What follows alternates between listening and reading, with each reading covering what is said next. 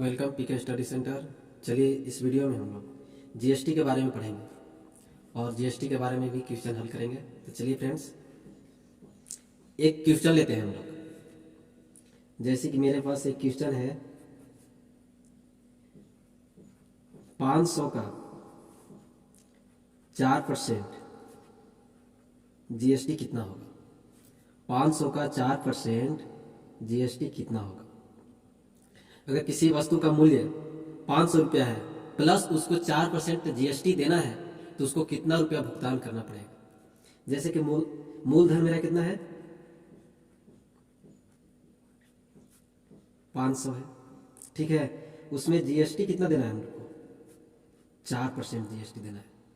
तो चलिए 500 का 4% जीएसटी कितना होता है, तो इसको निकालते हैं। 500 गुने 4/100, ठीक है। 4/100, एक जीरो से एक जीरो काट देंगे, एक जीरो से एक जीरो काट देंगे, कितना हो जाएगा, 5 का 20। 500 का 4% जीएसटी कितना हो गया, 20 रुपया। उस व्यक्ति को कितना रुपया देना पड़ेगा, तो 500 तो देना पड़ेगा क्योंकि वस्तु का मूल्य है 500 प्लस उसमें जीएसटी 20 रुपया जुड़ गया। कितना देना पड़ेगा, 520 रुपया देना पड़ जाएगा, ठीक है। चलिए एक क्वेश्चन और लेते हैं हम लोग।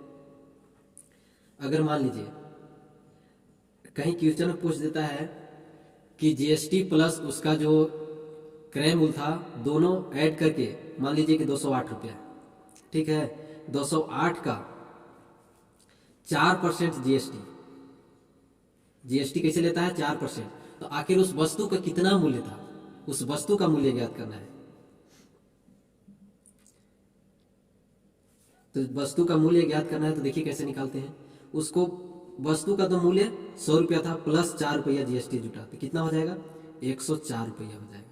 100 रुपया में कितना हो जाएगा, अगर मान लीजिए कि 100 रुपया में खरीदता है और 4% जीएसटी देना पड़ता है तो कितना हो जाएगा, 104 रुपया हो जाएगा। लेकिन यहाँ 208 रुपया है, 208 गुने 4% तो जीएसटी देना पड़ता है, प्लस इसको मान लीजिए कि 100% उसका क्या चीज था, क्रय मूल्य था, प्लस उसमें 4% जीएसटी जुड़ गया, तो वही हो गया हमको 104। 104 से 108 208 को काटेंगे, 2 बार में कटेगा, 4 दूना कितना हो जाएगा, 8 हो जाएगा। ये क्या आ गया, जीएसटी आ गया, ठीक है। क्रय मूल्य अगर निकालना है हम लोग को तो 208 माइनस 8, उसका क्रय मूल्य कितना था, 208। उस वस्तु का क्रय मूल्य 208 रुपया था, प्लस उसमें 4% जीएसटी देने के बाद उसको 208 रुपया का भुगतान करना पड़ा।